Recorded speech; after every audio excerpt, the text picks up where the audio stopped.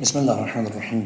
کتاب شرح چہل حدیث از امام خمینی رحمۃ اللہ علیہ، تیسری حدیث، آخری حصہ۔ میرے دوست، جو نماز عورت کو حاصل کرنے کے لیے پڑھی جائے، چاہے وہ دنیا کی عورت ہو یا جنت کی حور، وہ نماز خدا کے لیے نہیں ہے۔ جو نماز حصول دنیا یا حصول آخرت کے لیے ہو، وہ بہرحال خدا کے لیے نہیں ہے۔ بس کیوں ایسی نمازوں پر فخر و مباحات کرتے، ناز نخرے دکھاتے اور خدا کے بندوں کو حقارت کی نظر سے دیکھتے، نیز اپنے آپ کو بارگاہ الہی کے مقرب بندوں میں شمار کرتے ہو؟ تم تو اسی نماز کی بدولت عذاب کے مستحق ہو اور 70 ہاتھوں والی زنجیر کے لائق ہو۔ بس تم اپنے آپ کو قرض خواہ کیوں خیال کرتے ہو؟ اسی قرض خواہی اور خود پسندی کی بنا پر اپنے لیے دوسرے عذاب بھی مہیا کرتے ہو۔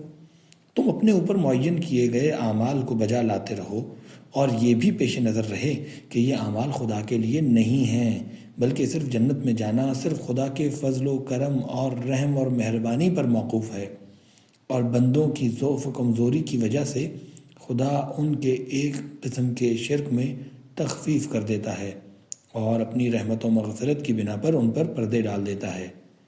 لہٰذا اس پردے کو چاک نہ کرو۔ ان گناہوں پر جن کو عبادات کہا جاتا ہے، جو مغفرت حق کے پردے پڑے ہوئے ہیں، کم از کم اسی طرح باقی رہنے دو، ورنہ اگر یہ پردہ ہٹ گیا اور میزان عدل کی زد میں ہمارے اعمال آ گئے تو گناہ گاروں کی تباہ کن معصیت کی بدبو سے کہیں زیادہ ہماری عبادتوں کی بدبو ہوگی۔ میں نے اس سے پہلے سقط الاسلام جناب کلینی رحمۃ اللہ علیہ کی کافی والی روایت کی طرف اشارہ کیا تھا، جس کو امام جعفر صادق علیہ السلام سے نقل کیا گیا ہے، اور یہاں پر تیمماً اور تبرکاً اس حدیث کے ایک حصے کی عبارت کو منوعاً نقل کرنا چاہتا ہوں۔ حضرت امام جعفر صادق رسول خدا صلی اللہ علیہ وآلہ وسلم سے نقل کرتے ہیں کہ آپ نے فرمایا، خداوند عالم نے حضرت داؤد سے فرمایا، اے داؤد، گناہ گاروں کو بشارت دے دو اور سچوں کو خوف دلاؤ۔ داؤد نے کہا، گناہ گاروں کو کس طرح بشارت دوں اور سچوں کو کس چیز سے ڈراؤں؟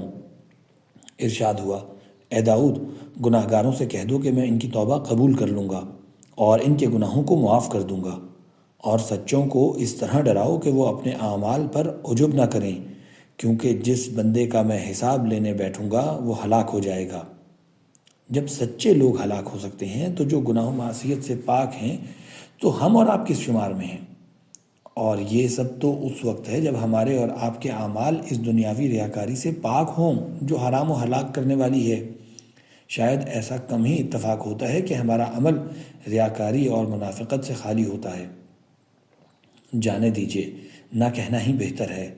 اب اگر اس کے بعد بھی عجب اور فخر و مباحات کی گنجائش باقی رہتی ہے تو کرتے رہو، لیکن اگر انصافاً شرمندگی اور خطاؤں کے اعتراف کی جگہ ہے تو پھر ہر اس عبادت کے بعد جس کو تم بجا لائے ہو واقعی اس کے لیے کوشش کی ہے اور پروردگار کے حضور میں جھوٹ بولے ہو، اور ان نسبتوں سے جو تم نے اپنی طرف غلط طور پر منسوب کی ہیں توبہ استغفار کرو۔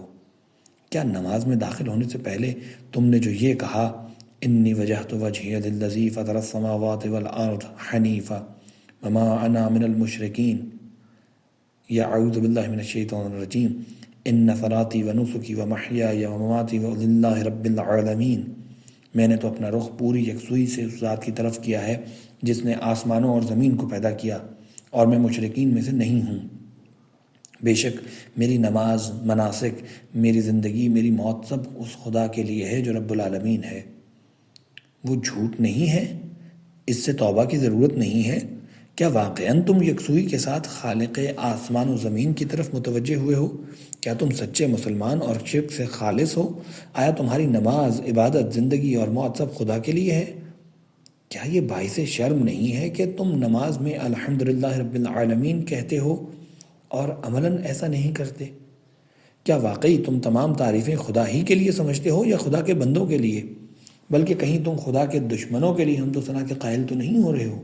کیا تمہارا رب العالمین کہنا جھوٹ نہیں ہے، جبکہ تم اسی دنیا میں ربوبیت کو دوسروں کے لیے ثابت کرتے ہو؟ تو کیا یہ بات توبہ کے لائق نہیں ہے؟ کیا جب ایاک نعبد و ایاک نستعین جو تم کہتے ہو اس پر تم کو شرم نہیں آتی؟ کیونکہ کیا تم خدا کی عبادت کرتے ہو یا پیٹ کی پوجا کرتے ہو، جنسی خواہش کی تسکین کرتے ہو؟ کیا تم خدا کو چاہتے ہو یا حور العین کو؟ کیا واقعی خدا سے مدد چاہتے ہو یا اپنے امور میں ایسی چیز کو خدا سمجھتے ہو جو نظروں میں نہیں ہے؟ تم جو حج کے لیے جاتے ہو، اس سے تمہارا مقصد و مقصود کیا ہے؟ تمہارا مطلب و مطلوب خانہ خدا ہے یا مالک خانہ؟ جیسا کہ شاعر نے کہا ہے، وما حب الدیار شغفنا قلبی، کیا تم واقعی خدا کے آثار جمال و جلال کو تلاش کر رہے ہو یا کسی اور چیز کو؟ امام حسین کے لیے مجلس عزا برپا کرتے اور سر و سینہ پیٹتے ہیں، تو کیا یہ امام مظلوم کے لیے ہے یا اپنی امیدوں اور آرزوؤں کی تکمیل کے لیے؟ کہیں تمہارا پیٹ تو تم کو آمادہ نہیں کرتا ہے کہ امام حسین کی مجلس عزا برپا کرو؟ کہیں ریاکاری تو تم کو نماز جماعت پر آمادہ نہیں کرتی؟ کیا کہیں نفسانی خواہشات تو مناسک و عبادات کی طرف نہیں کھینچتی؟ میرے بھائی، نفس و شیطان کی مکاریوں میں بہت زیادہ غور کرو، جان لو یہ تجھ کو لاچار اور ایک خالص عمل بھی نہیں کرنے دیں گی، اور انہی ناپسندیدہ اعمال کو جن کو خدا اپنے فضل و کرم سے قبول کر لیتا ہے، نفس و شیطان تمہیں منزل تک پہنچانے نہیں دیں گے۔ یہ دونوں ایسا کام کریں گے جس سے یہ عجب و بے جا ناز و نخرے تمہارے سارے اعمال کو برباد کر دیں گے، اور یہ فائدہ بھی ہاتھ سے نکل جائے گا۔ خدا اور اس کی رضا کے حصول سے تو دور ہی جاؤ گے، بلکہ جنت اور حور بھی تمہاری رسائی میں نہیں آئے گی۔ یہ تو آسان ہے، لیکن ابدی عذاب اور خدا کے قہر و غضب کی آگ تمہارا مقدر بن جائے گی۔ تم یہ گمان کرتے تھے کہ تمہارے یہ سڑے گلے گندے اور ٹوٹے پھوٹے لولے لنگڑے اعمال جو ریا اور سماع جیسی ہزاروں دوسری آلودگیوں میں ملوث ہیں، جن میں سے ہر ایک خود اپنی جگہ قبولیت اعمال سے مانع ہے، ان کے ذریعے خداوند عالم پر منت جتا سکتے ہو، یا محبوبین و مقربین میں سے ہو جاؤ گے؟ اے محبین کی حالت سے بے خبر، اے محبین اور ان کی آتش دل سے بے خبر بدبخت شخص، اے خدا کے مخلص بندوں کے سوز و گداز اور ان کے نور اعمال سے غافل، کیا تجھے یہ گمان تھا کہ ان کے اعمال بھی میرے اور تیرے جیسے ہیں؟ تم کو تو یہی خیال ہوگا کہ حضرت علی اور ہماری نماز میں بس اتنا فرق ہے کہ وہ ولاضالین کو کے مد کو ذرا لمبا کر دیتے ہوں گے، یا ان کی قرت ہماری قرت سے بہتر تھی، یا ان کو رکوع و سجدہ اور اذکار اور اوراد زیادہ طولانی ہوتے تھے، یا پھر حضرت کو یہ امتیاز تھا کہ ایک رات میں کئی سو رکعت نماز پڑھتے تھے، یا تم یہ سوچتے ہوگے کہ حضرت سید الساجدین کی مناجات اور ہماری اور تمہاری مناجات کی طرح تھی؟ کیا وہ بھی حور العین اور ناشپاتی و انار جیسے بہشتی میووں کی طرح کی خاطر گریہ وزاری کرتے تھے؟ انہی بزرگ ہستیوں کی قسم، وَإِنَّهُ لَقَسَمٌ عَظِيمٌ، یقیناً یہ عظیم قسم ہے، اگر ہم سب مل کر ایک بار بھی امام علی علیہ السلام کی طرح لا الہ الا اللہ کہہ سکیں تو ناممکن ہے۔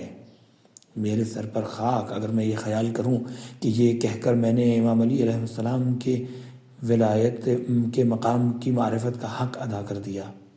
مقام حضرت علی علیہ السلام کی قسم، اگر رسول اللہ کے علاوہ جو حضرت علی اور دوسروں کے بھی مولا ہیں، ملائکہ مقربین اور انبیاء مرسلین بھی امام علی علیہ السلام کی طرح ایک تکبیر کہنا چاہیں تو نہیں کہہ سکتے۔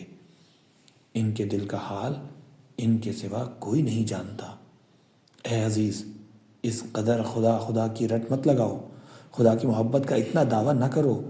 اے وہ جو عارف ہے، اے صوفی، اے حکیم، اے مجاہد، اے عبادت گزار، اے فقیہ، اے مومن، اے عابد و زاہد، اے لاچار و مبتلا لوگو، نفس کی مکاریوں اور ہوا و ہوس کے بدبخت اسیرو، اے آرزوؤں اور خواہشات نفسانی کے بے بس غلاموں، تم سب بے بس ہو، لاچار ہو، خلوص و حب الہی سے کوسوں دور ہو۔ اپنے سے اتنا زیادہ حسن ظن نہ رکھو، اس قدر ناز و نخرے نہ کرو۔ ذرا اپنے دلوں سے پوچھ لو کہ وہ خدا پرست ہیں یا خود غرض، موحد اور ایک ذات کا طالب ہیں یا مشرک۔ پھر بتاؤ کہ اس عجب کے کیا معنی ہیں؟ اپنے عمل پر اتنا خوش ہونا کیا معنی رکھتا ہے؟ بالفرض کوئی ایسا عمل ہو جس کے اجزاء و شرائط مکمل ہوں، ریاکاری، عجب، شرک اور دیگر برائیوں سے خالی ہو، تب بھی اگر اس کا مقصد پیٹ بھرنا اور جنسی خواہشات کی تکمیل ہے تو وہ ملائکہ کے حوالے کرنے کی قابلیت نہیں رکھتا۔ ایسے اعمال کو تو نظروں سے چھپانا چاہیے، کیونکہ یہ برے اعمال اور المناک برائیوں کا مجموعہ ہے۔ ان پر شرمندہ ہونا چاہیے، ان کو پوشیدہ رکھنا چاہیے۔ پروردگار، ہم بیچارے اور کمزور لوگ شیطان اور نفس امارہ کے شر سے تیری پناہ مانگتے ہیں۔ معبود تو خود ہی ہم کو محمد وآل محمد علیہ السلام کے طفیل ان کی مکاریوں سے محفوظ فرما۔